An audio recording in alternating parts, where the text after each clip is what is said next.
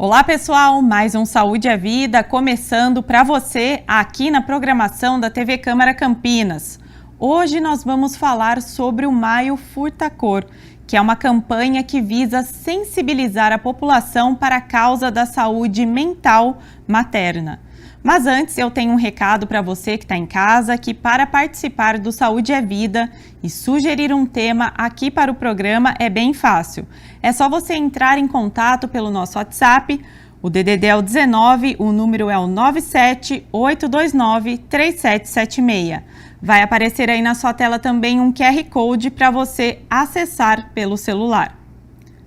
A OMS, que é a Organização Mundial da Saúde, aponta que 1 a cada 5 mulheres terão pelo menos um episódio de transtorno mental na gravidez ou no primeiro ano de vida do bebê. Isso significa que mais de 20% delas podem estar nesse momento com a sua saúde mental comprometida, prejudicada. As tarefas, a gente sabe que são muitas. Acordar as crianças, fazer o café da manhã, levar para a escola, preparar o almoço, mas a grande questão é: e quem cuida de quem cuida? Para falar sobre esse tema, a convidada do programa de hoje é a psicóloga Celina Righetti, especialista em neurociências, educação e desenvolvimento infantil e também terapia comportamental. Celina, muito obrigada pela sua participação aqui no Saúde é Vida. Obrigada a vocês. Celina, vamos começar aqui no nosso bate-papo explicando primeiro o que é a saúde mental materna, porque muita gente só escuta falar de saúde mental, mas não sabe que existe também a saúde mental voltada aí para as mães. Eu gostaria que você explicasse então para a gente. Tá. Bom, saúde mental, todo mundo sabe mais ou menos o que é, né? Saúde psicológica é aquilo que a gente vive, aquilo que a gente sente, aquilo que a gente pensa, o quão bem emocionalmente a gente está, né? A maternidade, ela tem algumas demandas que são muito específicas. O trabalho de cuidado, a atenção 100% do tempo, né? A privação de sono que você tem quando você dá à luz, o próprio trabalho mesmo de cuidado em si, né, ele já é bastante demandante, bastante exaustivo. Criar e educar um ser humano, mantê-lo vivo, é um trabalho bastante complexo e desafiador. Então, a gente usa o termo saúde mental materna para falar especificamente da saúde mental da mulher-mãe, né, que é abalada, impactada por diversos fatores que são diferentes de uma mulher não mãe, de um homem, enfim.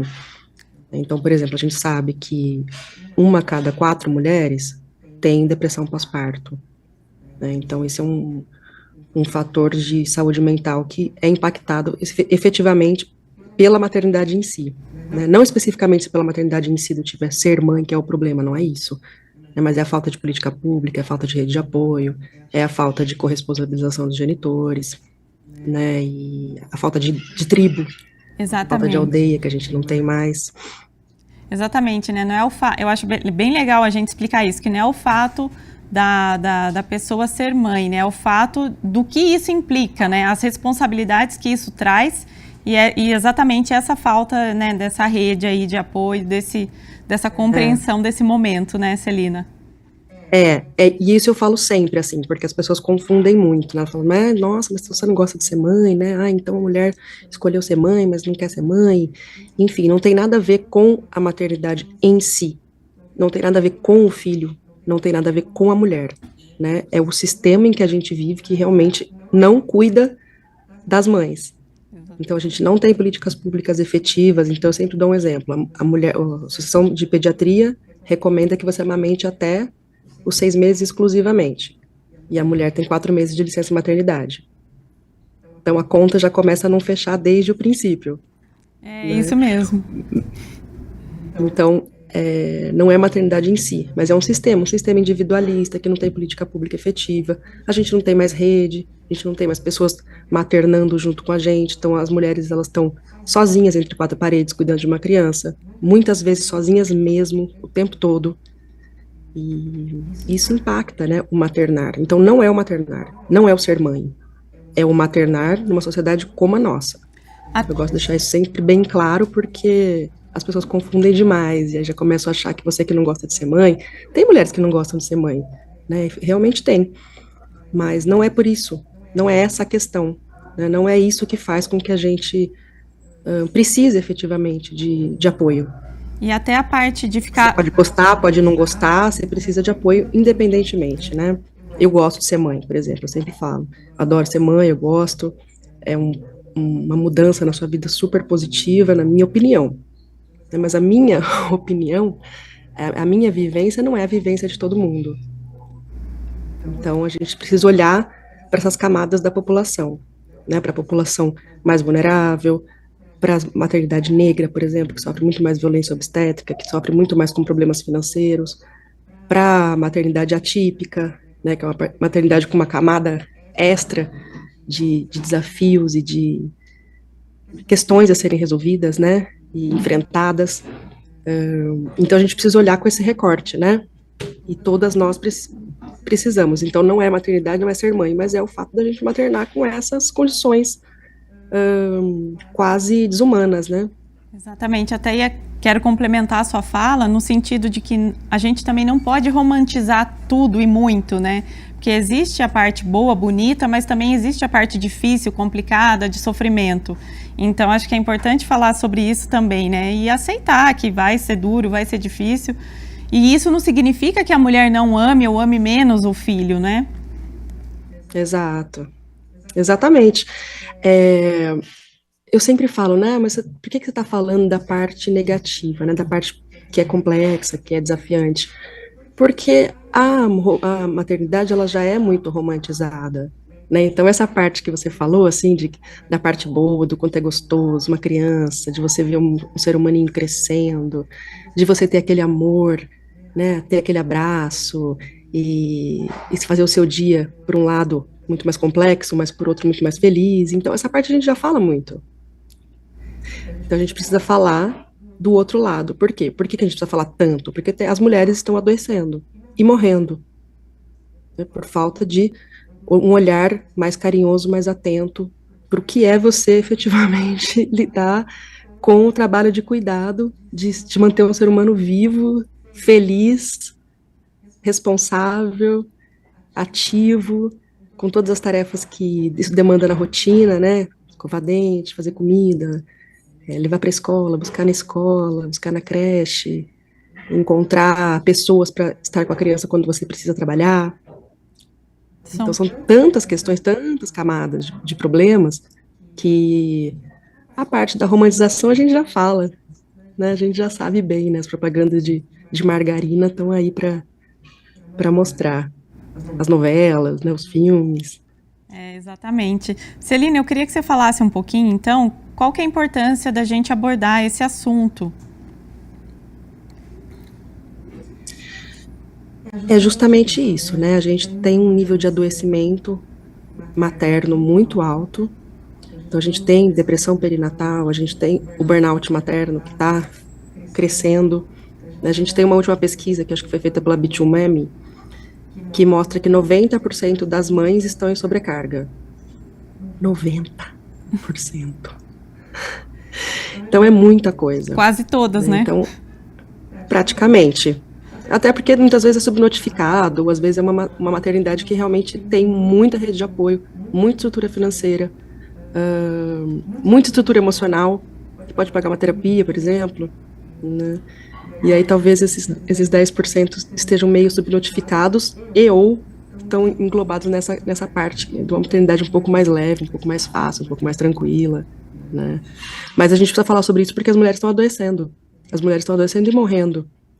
Né? Hoje eu dei uma palestra lá no Distrito Sul-Leste, dos profissionais de saúde, e contei esse que as pessoas não sabiam, né, esse caso das mulheres, daquela mãe que, por exemplo, se matou o próprio filho e se suicidou em seguida.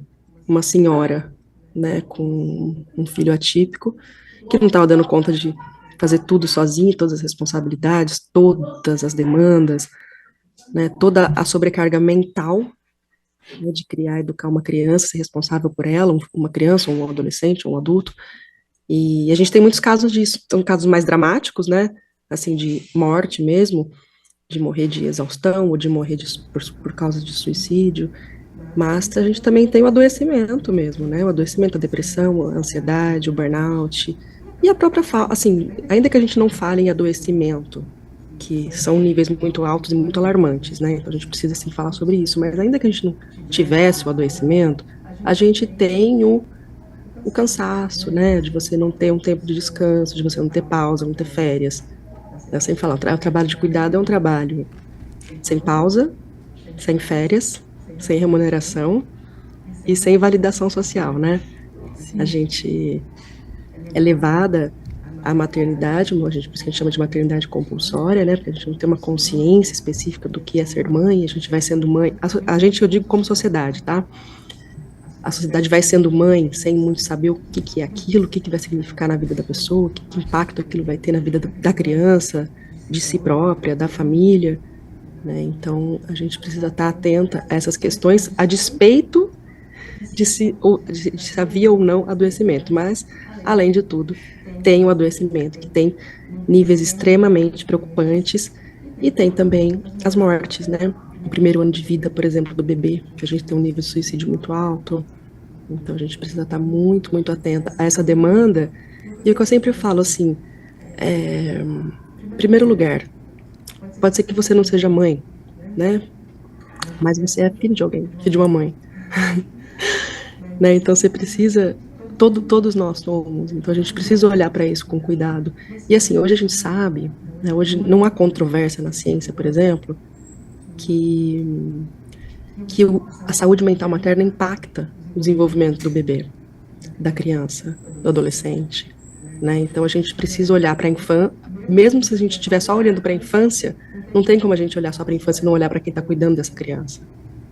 Então é um tema urgente no sentido humano, né, da gente precisar lidar com acolher e cuidar dessas mulheres, e até no sentido econômico, né, porque a gente sabe que, e a gente tem diversas pesquisas falando sobre isso, que é melhor você cuidar bem, efetivamente, da criança, do que depois colher as consequências de uma criação complexa, desafiadora demais, e a gente sabe que as pessoas estão criando dessa maneira, né, sozinhas, com pouco dinheiro, inseguras, sem saber o que fazer, como que educa, como que cria, e comparando, né, com a internet, com outras mães do Instagram.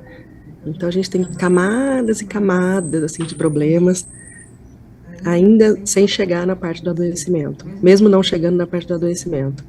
Com certeza. Celina, até queria que a gente abordasse agora um pouquinho como que a maternidade ela pode afetar a saúde mental. Por exemplo, a gente falar dessa questão da privação do sono, da pressão social, porque a mãe, o corpo vai mudar e os hormônios estão ali agindo, né? Também tem a questão das mudanças no relacionamento com o parceiro, que isso também sofre aí uma alteração, né? A mulher e o homem, enfim, ficam bem mais assim distantes, né, por conta dos filhos e tal, e também a questão da autoestima, que isso eu acho que a mulher também é bastante impactada nesse sentido, né? Sim, a gente é impactada desde o princípio, né, então desde a gravidez, aquela revolução hormonal já tão drástica, né, depois no parto, depois com a amamentação, a privação de sono. Eu sempre uso um exemplo que, assim, quem nunca foi numa balada, num bar, numa boate, por exemplo, não ficou até 5 da manhã e teve que trabalhar no dia seguinte, né? Cuidar de um recém-nascido é você viver nessa balada sem descansar no dia seguinte, né? Então você acorda 5, 10, 15 vezes por noite, então você não consegue dormir às vezes nem uma hora seguida. Então isso impacta a privação de sono, a gente sabe que impacta a saúde de uma forma inestimável, né? Não só a saúde psicológica, como a saúde física também. Então, todas essas variáveis, né, que estão ali desde o princípio, desde a variável hormonal, a variável de mudança de vida, a privação de sono, a própria mudança de identidade, né? Você, de repente, é muito louco, assim, né? Você sai uma pessoa só, vai para o hospital e volta com duas, né, com uma no colo. Então é uma mudança muito radical de estilo de vida, de rotina, de cotidiano, a própria perda da identidade, né? Hoje eu não sei mais. A mulher, normalmente, uma em cada duas mulheres perde o emprego após ser mãe. Quem não perde, por exemplo, um profissional liberal, no meu caso, que sou psicóloga, não pode trabalhar, porque como é que você trabalha? Em privação de sono, amamentando de 1 em 1 hora, né? Então, a mulher, ela é toda impactada pela maternidade. Isso falando da parte complicada, né? Como eu falei, não é questão de não gostar, ou questão de, como você tocou você colocou bem, um fator, uma coisa bem importante, né? Não é não gostar, não é não querer, né? Tem muita maternidade que é planejada, que é muito desejada, né? Que é muito, até razoavelmente tranquila, mas não é a maioria da população. A maioria da população está sofrendo com saúde mental, a maioria da população está sofrendo com saúde física, né? A maioria da população está sofrendo boa parte da população está sofrendo com abandono paterno. A gente tem 11 milhões de mães solo no Brasil. A gente tem 5 milhões de crianças sem o nome do pai na certidão, né? A gente tem 1 a cada 4 sofrendo de depressão pós-parto. A gente tem 90% delas sobrecarregadas. Então, a gente precisa olhar isso com muito cuidado. E a autoestima, a questão do parceiro, né? Você perguntou. É muito comum que a mulher, porque a gente passa a cuidar de um ser humano que depende 100% de você, o tempo todo, 7 dias por semana, 24 horas por dia, né? Então você está em privação de sono, tendo uma revolução hormonal no corpo, mudando completamente sua vida, sua rotina, sua identidade. E aí, muitos homens querem atenção, né? Não compartilham as responsabilidades, não compartilham as tarefas, o cuidado, o trabalho. Porque a única coisa que o homem não pode fazer é parir, gestar e amamentar, né? O resto, tudo é possível. Mas muitas vezes a gente ainda vive numa cultura em que o homem a gente fala que é paternidade opcional, né? Eles escolhem se eles vão, depois de ter filho, se eles vão ser pai. E muitos escolhem não ser, né? Muitos escolhem não participar, não compartilhar as tarefas de cuidado e as tarefas de casa, largam toda ou boa parte da responsabilidade para a mulher. E o que acontece? A mulher para de admirar esse cara, né? Falando de uma relação heteronormativa entre homem e mulher. Ela para de admirar, ela tá exausta, ela tá privada de sono, ela tá com os hormônios ali completamente enlouquecidos. E como é que ela vai, né, ter vontade de dar atenção para essa pessoa que tá ali só exigindo, né, e fazendo pouco ou nada, como é muitas vezes o caso. Então não tem como não impactar, né, o relacionamento. O que os homens precisam entender é que o filho é deles também, né? Então, que eles também têm que trocar fralda, que eles também têm que alimentar, que eles também têm que cuidar, que eles também têm que dar colo e afeto, principalmente, muito mais do que prover financeiramente, né? Que é considerado socialmente um papel mais do homem. A gente já está em 2025, né? Então não é para a gente ainda acreditar que o homem tem que prover financeiramente. O homem tem que estar ali, tem que ser pai, tem que ser responsável, né? Então isso não tem como não impactar no relacionamento. A mulher pede admiração e muitas vezes o cara também, porque ai, mas ela tá muito largada, mas ela tá muito mal arrumada. Claro que tá. Ela tá exausta, ela tá em privação de sono, ela tá com os hormônios ali à flor da pele. É lógico que ela vai estar em outro momento, né? Que a prioridade agora é o bebê. E até a gente tem mudanças cerebrais também, né? Hoje a gente sabe que a gente tem mudanças cerebrais que fazem com que a gente fique mais hipervigilante e mais hiperconcentrada na criança, por uma questão de sobrevivência. Então a gente não tá, as mulheres não estão pensando, né, em cuidar do relacionamento, como normalmente é imposto a elas, né? Cuidar do relacionamento geralmente é uma carga da mulher também. E aí, nesse momento, elas não estão podendo fazer isso, né? A autoestima, eu acho que mais do que da questão da autoestima, é você se ver, de repente, num papel que você não sabe exercer, que nunca ninguém te ensinou, que não tem ninguém ou tem muito pouca gente te apoiando, tem uma pressão social de você ser uma mãe perfeita, incrível, e tá sempre bonita, com a casa arrumada e cuidando maravilhosamente da criança, com paciência 100% garantida. E, então ela tá num papel que não tem como dar conta. Essa conta não fecha nunca. Tem o problema do trabalho, tem o problema da privação de sono, tem o problema da pressão social, dos julgamentos, das críticas, dos famosos pitacos. Então, acho que mais que autoestima é mesmo essa questão de mudança de papel social, né, de identidade, papel social, de visibilidade. Quando você está grávida, é como se você ainda existisse. Depois que você tem o bebê, você é meio que largada, assim, as mães em si, as mulheres em si no Brasil, são meio que largadas e se vira aí com essa criança. Elas não foram preparadas para isso. Ninguém foi. Ninguém foi preparado para cuidar de uma criança entre quatro paredes. A gente sempre maternou em grupo na nossa história do mundo, né? A gente sempre maternou em tribo, com todo mundo cuidando, com todo mundo exercendo tarefas e papéis. E agora as mulheres maternam sozinhas, no máximo com um companheiro ali que às vezes dá mais trabalho do que o próprio bebê, né? Ou com a avó, a tia, tem sempre, no máximo, você, a mãe e mais umas duas pessoas, sempre no máximo, né? Então não tem mais a tia, a prima, a avó, o vizinho, poucas exceções, eu acho que tudo tem exceção, né? Mas tô falando de maioria, tô falando de estatística.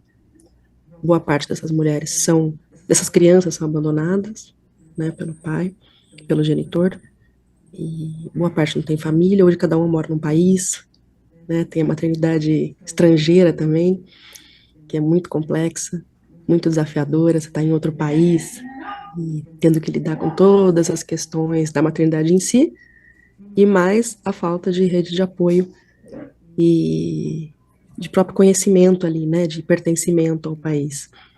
Tem a maternidade atípica, que, como eu falei, tem uma camada extra de desafios. Então, são diversas questões que não tem como não impactar, percebe? A saúde da mulher, não tem como. É inevitável. Dessa forma, não tem como. Deveria ter. É para isso que a gente luta. Para mais políticas públicas, para a população se tornar mais consciente de que o trabalho de cuidado tem que ser compartilhado, não responsabilidade de uma única pessoa.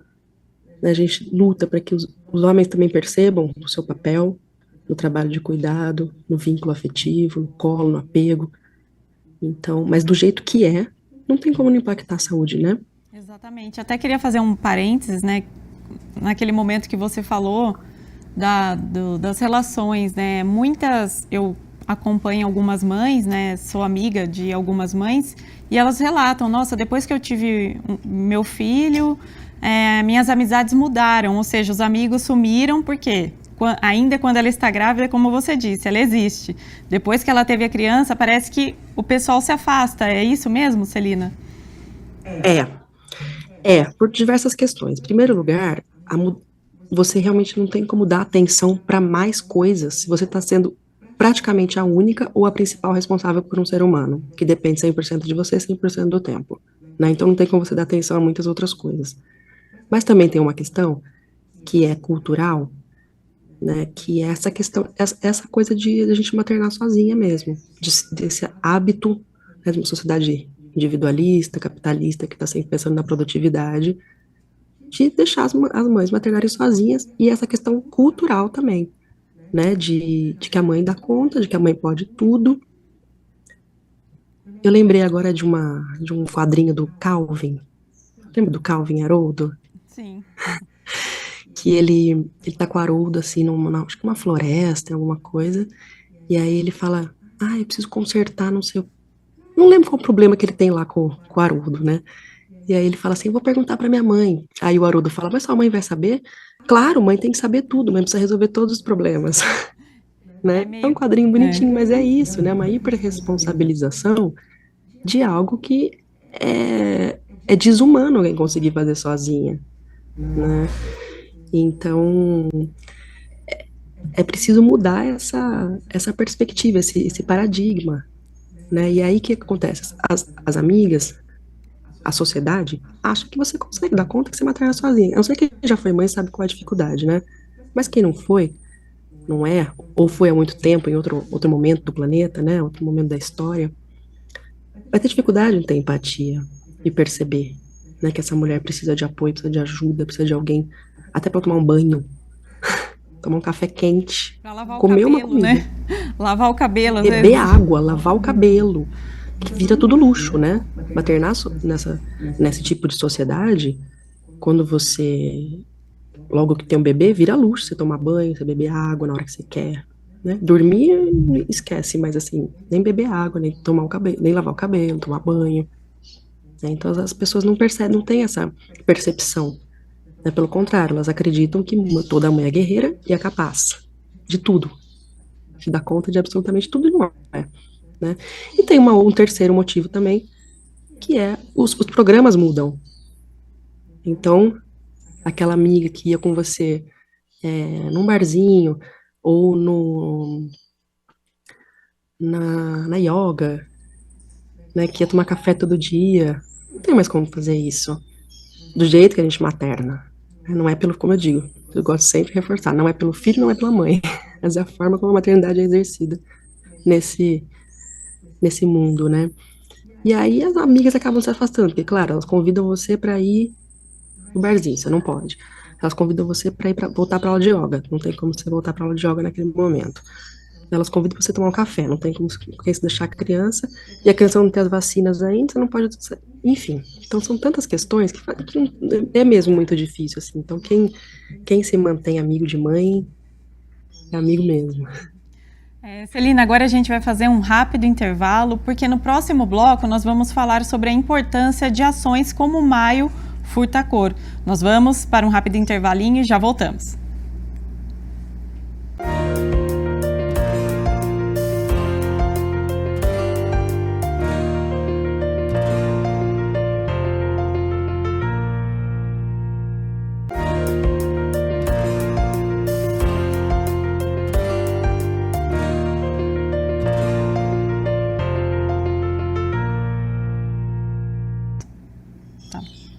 Estamos de volta com o Saúde é Vida e hoje falando sobre o Maio Furta Cor, que é o mês que sensibiliza a população para a causa da saúde mental materna. Aqui com a gente está a psicóloga Celina Righetti. Celina, no primeiro bloco a gente comentou aí de forma geral, né, sobre essa questão da saúde mental das mães.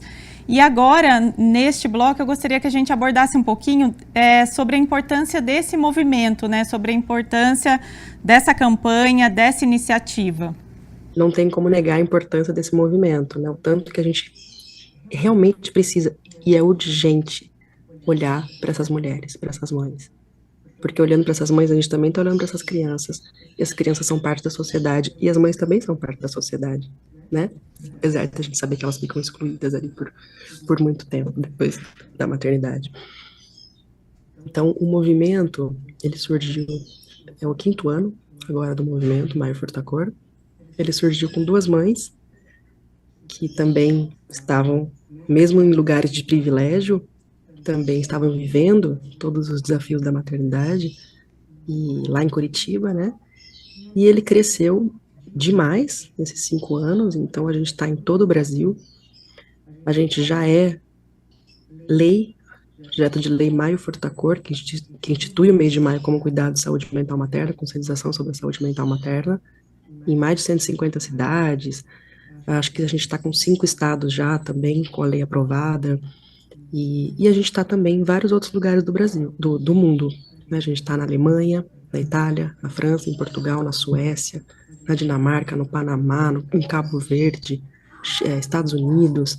O próprio crescimento exponencial do movimento em tão pouco tempo, né? 5 anos é muito pouco tempo, bebezinho, mostra o tamanho da importância e o tanto que as mulheres estão realmente precisando desse lugar de acolhimento, de escuta, de afeto, de cuidado.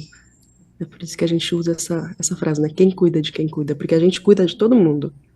As mulheres estão habituadas e foram treinadas, adestradas, né, desde criança, a cuidar de todos, menos muitas vezes de si própria.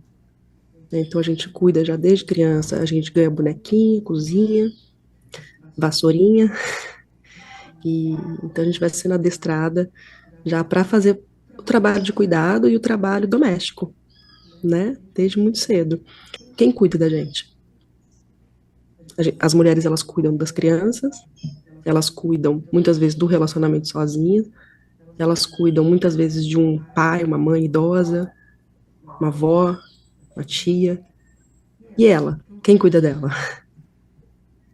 Então, quem cuida de quem cuida é uma frase que a gente tem que estampar nos outdoors de todo o país. Exato. Porque ninguém pensa, ninguém se dá conta, ninguém tem consciência realmente do quanto essa mulher também precisa de atenção, de cuidado, de colo, de carinho, de afeto, de descanso, que a gente não tem, né? Ou a gente está trabalhando, a gente vai trabalhar remuneradamente, quem tem um turno só. Depois vai para casa, cuida da criança, do trabalho doméstico, da casa. Então a gente tem no mínimo 3 turnos, né? O trabalho carreira, o trabalho doméstico e o trabalho de cuidado. Que é preciso que esses 2 últimos sejam vistos como trabalho, porque são trabalhos. Pode ser maravilhoso, doméstico não, né? Ninguém gosta. Mas ser mãe pode ser muito maravilhoso, muito transformador, muitas vezes é mesmo.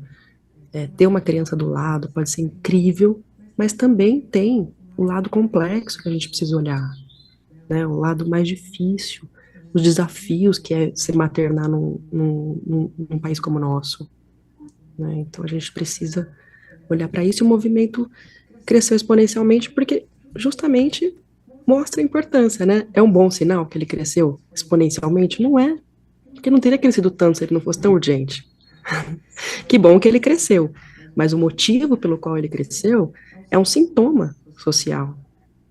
A gente está maternando em solidão, a gente está adoecendo, a gente está morrendo de tanta sobrecarga, de tanta demanda, de tanta pressão social, de tanto julgamento, de tanto pouco espaço público que a gente tem para levar a criança, para ir com a criança junto, né? Então a gente está, o movimento é isso, a gente está lutando para que a gente mude, para que a gente possa, sabe, porque o que as mães elas querem e o que elas precisam, e as crianças também, estar com os filhos delas, sem tanto estresse, sem tanto problema, com estrutura emocional, com estrutura financeira, com apoio, com rede, com aldeia. Precisam poder ter tempo para desenvolver sua carreira ou para voltar ao trabalho. Uma a cada 2 mulheres perde o emprego. Como é que fica? Né? Como é que essa mãe, que 11 milhões delas foram abandonadas e perderam o emprego, como é que elas sustentam uma criança? Né? Então o movimento está lutando por isso. Então a gente faz eventos durante todo o mês de maio. A gente fez a gente faz palestras em universidades, a gente tem feito palestras e workshops no centro de saúde, com os profissionais da saúde. Então a gente vai fazendo essa movimentação toda e a gente vai também tentando entrar na questão das políticas públicas, colocar, de aprovar o projeto, o PL, e de fazer com que, após aprovado, ele seja cumprido. Porque tem muitas cidades em que ele foi aprovado, mas não está sendo efetivamente cumprido. Então, o movimento é isso. E a gente tem mais de 200, cada cidade tem a sua coordenação, né? Aqui eu coordeno junto com a Thalita Mesquita e a Fernanda Pastore. E cidades grandes tem mais de uma, normalmente. Então, a gente está aí com um movimento muito grande já e crescendo cada vez mais. E, Celina, É um movimento democrático, apartidário, sem fins lucrativos, antirracista, antimachista, democrático. E estamos aí, estamos lutando para que essa realidade seja minimamente transformada. Celina, como que a gente pode ajudar essas mulheres, né? Quais os sinais de alerta que a mulher está entrando assim nesse sofrimento, está com a saúde mental já prejudicada? Eu acho legal a gente falar, até para quem for assistir, né, estiver assistindo, como pode ajudar talvez uma mãe que conheça, ou a própria mãe até, né? A ajudar essa pessoa a se restabelecer, a voltar a ter autoestima. Quais são esses sinais, né, que a mulher vai dando? Olha, se você pensar que 90% das mães estão sobrecarregadas, você não precisa nem de sinal. Você já sabe que é mãe, tem filho, então nessa sociedade vai estar sobrecarregada. Na forma como a gente vive, a probabilidade dela estar sobrecarregada é muito alta. Então, muitas vezes, vou dar alguns exemplos, tá, de coisas que as pessoas podem fazer, que são muito simples. Muitas vezes as pessoas vão visitar o bebê, logo depois que ele nasce. O bebê, ele tá, a não ser que a mulher insista muito para que você vá visitar, ele tá com a imunidade ali ainda vulnerável. Aquela mulher tá cansada, com sono, morta, exausta, sem dormir dias, semanas, ou meses, ou anos, né? E as pessoas vão querer ir lá e visitar o bebê. Vai visitar a mãe, né? Leva uma comida pronta, porque as mães normalmente não têm nem tempo para comer, não tem como fazer uma comida com o bebê no colo. Então vai visitar a mãe, ou não vai visitar, mas manda uma comida, pede uma comida pelo telefone, manda uma comida para lá, ajuda nas questões das tarefas domésticas. A gente não quer que ninguém fique com o bebê, a gente quer que a gente possa ficar com eles. A gente possa estar do lado deles, cuidando, dando calor e o afeto, e fazendo o vínculo e o apego que eles precisam. Então, isso começa por aí, né? A gente já tem esse trabalho, essa visão equivocada de vamos visitar o bebê, vamos visitar o bebê. Quando, na verdade, muitas vezes a mãe não tem nem condição de atender aquelas pessoas, aquela família, aquele tio, aquele primo, tem condições emocionais, né? Então, isso já é uma grande ajuda, você ajudar a mãe em vez de ficar pensando e querendo pegar o bebê no colo, né? Tem muitas coisas que a gente pode fazer como pessoa, como indivíduo, né? Então, uma é validar, acolher, não julgar, porque a gente tem muito julgamento, né? E até entendo que, assim, quando eu não era mãe, eu também tinha os pensamentos, né? É normal, é social, é estrutural. Então é difícil a gente sair disso, a não ser que a gente ou vire mãe, ou estude o tema, ou os dois de preferência, que aí muda muito mais, né? Então eu entendo, mas vamos tentar ter um pouco mais de empatia, julgar menos, cuidar mais, fazer coisas pela pessoa. Então ela não consegue, uma mãe recém-parida, por exemplo, né? Não consegue ir até o mercado e ter um tempo de descanso, às vezes não consegue tomar banho, etc. Vamos ajudar. A lista do mercado, vai lá e compra e leva para ela. Então, no nível individual, tem muita coisa que a gente pode fazer, mas a gente realmente precisa de uma mudança estrutural do maternar. A gente precisa realmente de políticas, de leis que sejam cumpridas, efetivadas e que deem espaço para essa mulher ser mãe. E até para o pai ser pai também, né? A gente tem uma licença de maternidade muito pequena e a paternidade é menor ainda. Então a gente precisa de leis que viabilizem um maternar mais tranquilo, mais leve, com mais possibilidade de ficar junto. Imagina uma mãe, por exemplo, trabalha 2 turnos, que são muitas, depois vai para o terceiro turno, que é o trabalho doméstico, para o quarto turno, que é o trabalho de cuidado. E aí, como é que fica essa criança? Né? A gente sabe que a criança, até os 3 anos de idade, precisa muito estar com a mãe, estar com o seu principal cuidador. Pode ser a mãe, pode ser a avó, pode ser, enfim, mas normalmente é a mãe. E como é que ela vai fazer isso? Se ela tem que trabalhar fora, em casa, que trabalho doméstico é um trabalho infinito, né, que não acaba nunca. Então você já acorda tirando brinquedo do chão, lavando louça, fazendo café da manhã, lavando a louça de novo, pondo roupa para lavar, tirando a roupa da máquina, pondo a roupa para estender, depois dobra, coloca no armário, aí varre o chão, aí limpa a comida que sujou do almoço, aí faz o almoço, aí lava a louça. É um trabalho infinito, trabalho doméstico, né? Como é que você tem tempo para ficar com a sua criança? Se você tem que fazer tudo na casa. Então a gente precisa de leis, mas a sociedade também pode ajudar, sabe, individualmente, com mais empatia, com menos julgamento, com mais acolhimento e com mais ajudas práticas, né? Que sempre tem alguma coisa que você pode fazer por essa pessoa. E a gente precisa de visibilidade.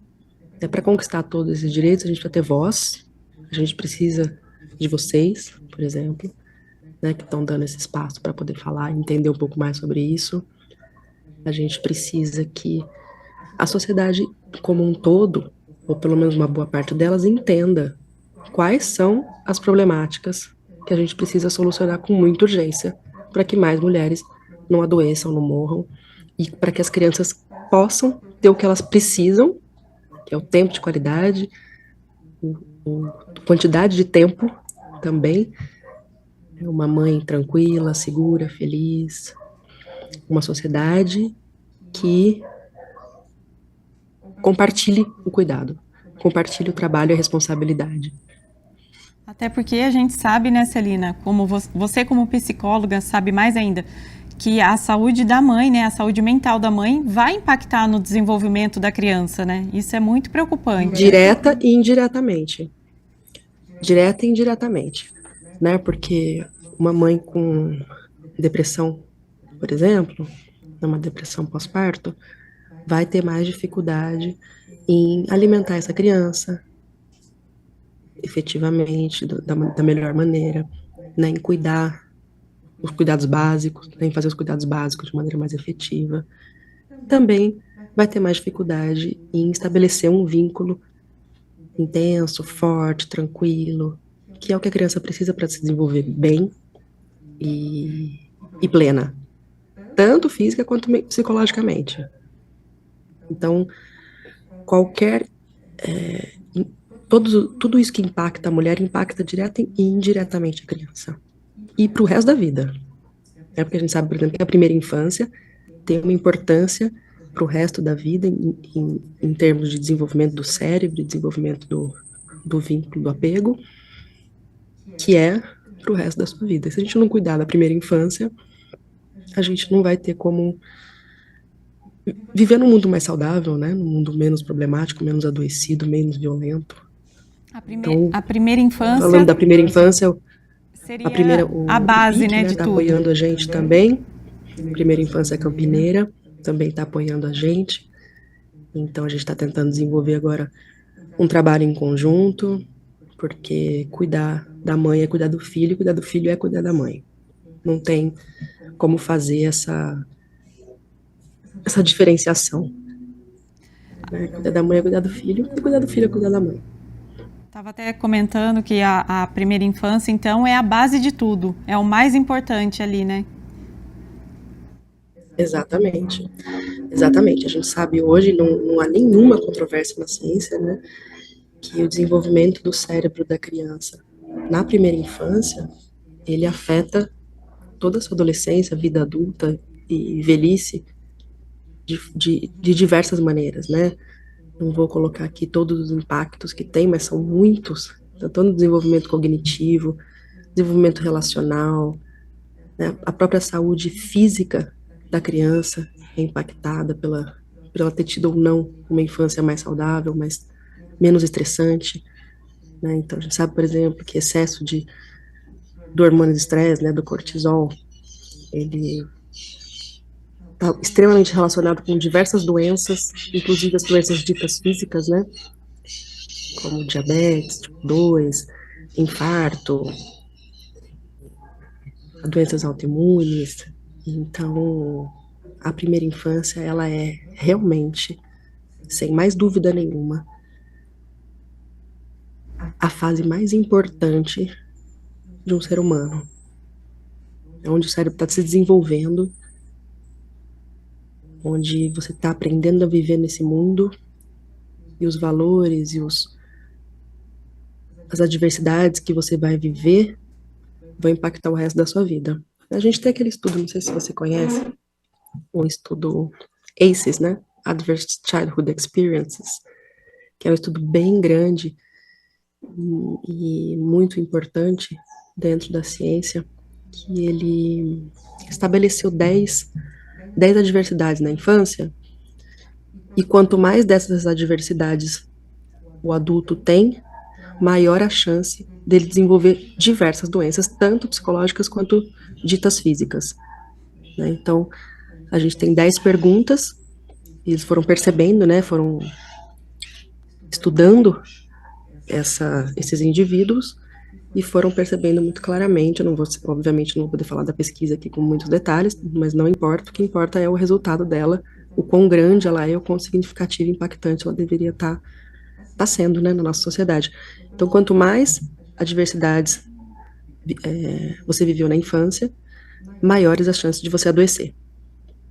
E as chances não é que aumentam, não é que elas aumentam 5%, né? Varia de doença para doença. Então, diabetes, câncer, infarto, depressão, ansiedade e o próprio suicídio, eles aumentam de forma drástica. Assim, cada um tem sua porcentagem, mas sempre uma porcentagem bastante significativa, bastante impactante. Então, a primeira infância não há mais dúvida, não há mais dúvida nenhuma de que ela é um momento que precisa ser olhado, precisa ser cuidado, precisa ser visto como um momento, a fase mais duradoura. Eu gosto muito daquela frase que fala, como é que é? A infância é o chão por onde a gente pisa a vida inteira. E é isso, porque a gente, até hoje, né, como adulto, assim, a gente tá vivendo tudo que a gente vive, né, relacionamento, cotidiano, profissão. Se você for olhar ali para trás, tem tem coisas da infância, né? Tem a forma como você se relacionou com seu pai, com a sua mãe, com a sua tia, com a sua avó, como você foi olhado, cuidado ou não, negligência, violência física, violência psicológica, violência sexual, tudo isso são adversidades que aumentam o potencial de adoecimento na vida adulta. E Celina, até gostaria de falar com você sobre o estigma que existe em torno desse assunto, porque ainda você acredita que as pessoas torcem um pouco o nariz assim quando começa a falar um pouco de saúde mental materna? Muito, muito. É assim, mas poxa, você não escolheu ter filho? Não era o que você queria? Mas ele tá saudável, por que você tá se queixando? Né? Por que você tá triste? Tá ali com uma depressão pós-parto, a pessoa perguntando por que você tá triste. Né? Então, sim, as pessoas ainda. Eu acho que as pessoas ainda torcem o nariz com saúde mental, sabe? Tem muita gente que ainda tem preconceito, que não entende a importância. Tem muito médico que não faz relação, né, da saúde física com a saúde mental. Então, pergunta de sintomas, mas não pergunta qual é o seu nível de estresse, como estão seus relacionamentos, né? Como que você está no dia a dia, você come, você dorme bem ou não, né? Então, ainda tem muito preconceito e muita ignorância também em relação a isso, né? Só quem realmente está no mundo acadêmico ou atualizado nos estudos, que sabe do quanto tudo isso impacta a saúde física e a saúde mental, né? Do quanto elas estão interrelacionadas, né? Do quanto elas estão juntas ali. Não tem como você atender um paciente com alguma doença dita física e não saber que que essa doença física tem também impacto na saúde psicológica, tem também como causa, muitas vezes, a saúde psicológica, né? O nível de estresse que essa pessoa está vivendo, o cortisol, a adrenalina, a infância, quantas adversidades na infância ela viveu. Nem o médico pergunta isso. Os médicos perguntam como é que você está, assim, quais são os seus sintomas, quanto tempo faz, o que está impactando, mas ninguém pergunta seu nível de estresse. Ninguém pergunta como estão os seus relacionamentos. Ninguém não, né, gente? Assim, tudo. Vocês sabem que tudo que eu tô falando é só mais estatístico do que uma generalização. Tem gente que sim faz isso, mas a maioria não. Né? Inclusive, a gente não aprende isso na faculdade de medicina, muitas vezes, né? O quanto o emocional impacta o físico. O quanto o emocional, cientificamente, não é só uma coisa assim de sensação, né? O quanto o emocional impacta a saúde psicológica, a saúde física. Quantas adversidades na infância impactam essa probabilidade de você adoecer ou não. Então a gente precisa olhar para isso porque a gente não tem mais dúvida. Não é uma controvérsia assim na ciência. Acho que tem uns estudos que mostram que sim, outros que não. Não, todos mostram que sim. sabe? Então, E, a- não tem como negar mais. e até acho importante essa campanha, porque ela coloca a mulher não como a heroína, né? A Mulher Maravilha, que muitos, né, acham que a gente deve ter, né? Essa figura, né, de salvadora da pátria. Coloca bem o que é a Uhum. realidade, né? As mulheres estão cansadas, elas precisam de ajuda. Não é só tarefa delas, É. né? A questão da casa, da criança, da criação dos filhos, né? Uhum. A gente tem até um adesivinho do Maio Furtacor que fala: guerreira é a Xena, eu sou sobrecarregada, né? Porque é isso. A gente não quer ser guerreira.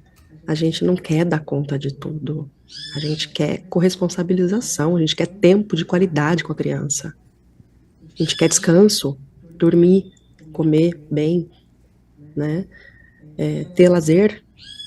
Poucas mães têm lazer. E todo ser humano precisa ter um lazer.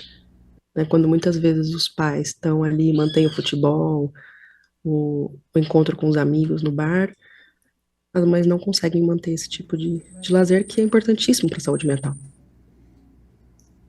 Não, tem. Então, sim, a gente não quer ser guerreira, não quer ser forte. Ai, mas você é forte, ninguém quer ouvir isso. Mas a gente não quer ser forte. A gente quer ser feliz, né? A gente quer ter paz, ter descanso e poder ficar com a criança, né? Estar com ela, não só no sentido físico ali, mas de presença. Se a gente está preocupada com a alimentação, com a escola, com o pagamento do aluguel, você não consegue estar 100% presente com a criança, né? Então ninguém quer ser guerreiro, ninguém quer ser forte, ninguém quer dar conta de tudo. A gente quer qualidade, descanso e tempo de qualidade com a criança. Celina, tem até uma questão que eu estava lendo que se chama ansiedade materna, né? Isso já virou até uma doença, né? É isso? A gente tem a depressão perinatal, a gente tem a ansiedade, e o que a gente menos fala, mas mais tem crescido, é o burnout materno. Então, a gente conhece muito bem o burnout laboral, aquele que a gente está exausto no trabalho, que não aguenta mais, não consegue mais se conectar, né? Mas o burnout materno, ele é um nível de estresse crônico, prolongado, em que e que está estritamente relacionado com o trabalho da parentalidade. Então, não é que você está infeliz no trabalho ou remunerado na carreira, é a parentalidade mesmo, gerando esses níveis de estresse extremamente alto e prolongado, que faz com que você entre em burnout. E aí a gente chama de burnout materno ou burnout parental, né? Que a maioria é mãe, mas também pode acontecer com o pai. Então a gente tem muitas doenças que são específicas da parentalidade, né? De quem cuida.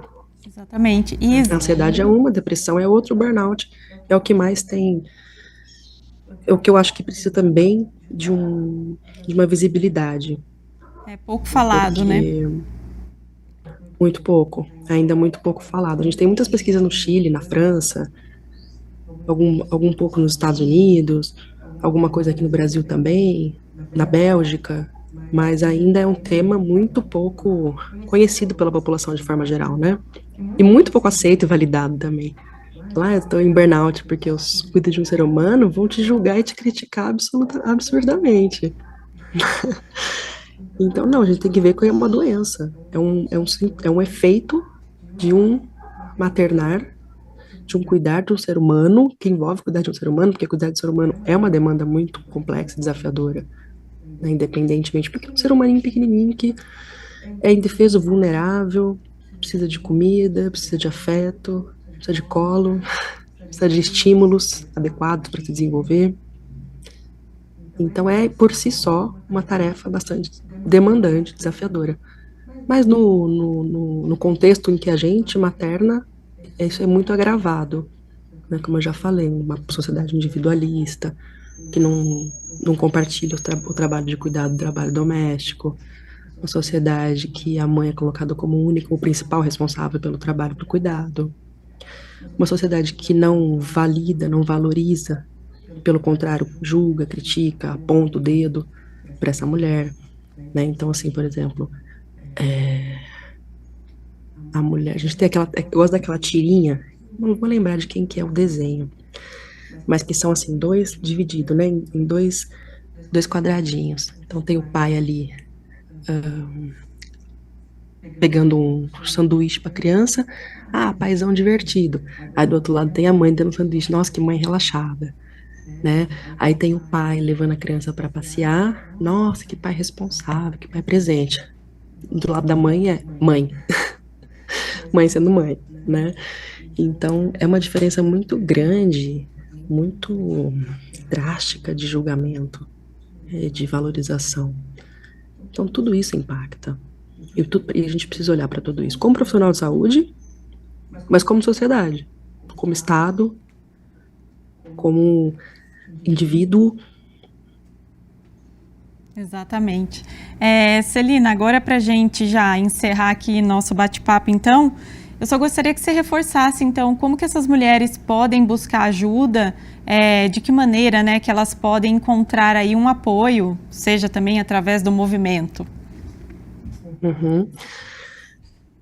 Bom, a gente tem muito que caminhar ainda, mas a gente tem alguns recursos, né? Então, fazer uma terapia antes, durante, depois da maternidade.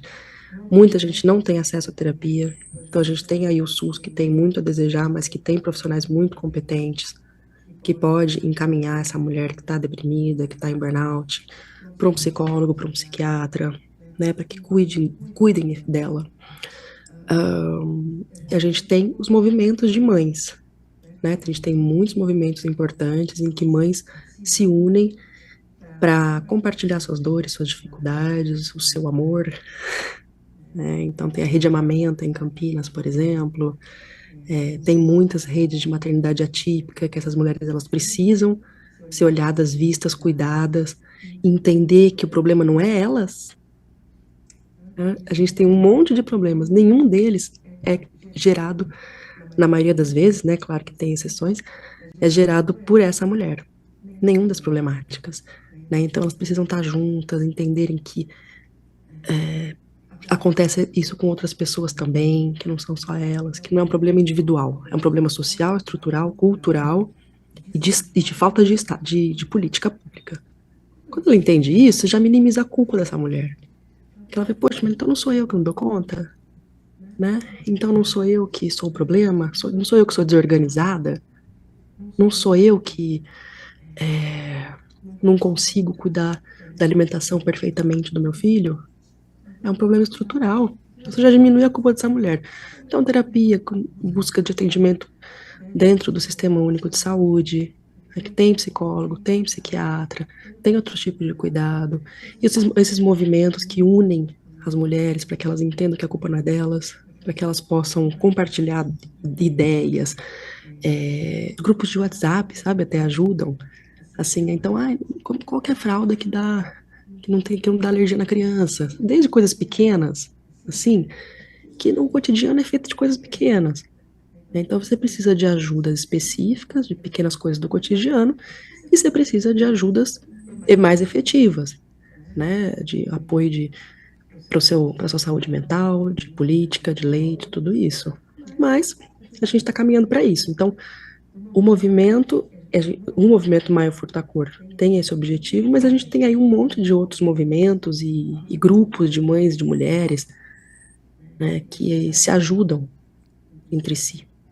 Então, que é importante você participar. A gente perde muitas vezes o contato com o mundo exterior na maternidade. Tá certo. Então, se você se manter em contato com essas mulheres, com essas pessoas, com esses profissionais de saúde, já ajuda bastante.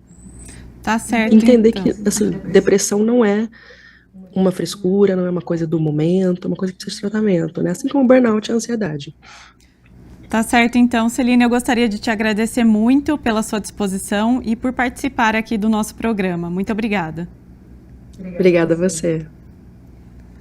O Saúde à Vida fica por aqui. Obrigada também ao pessoal de casa pela companhia. Lembrando que você pode conferir todos os conteúdos no YouTube da TV Câmara Campinas.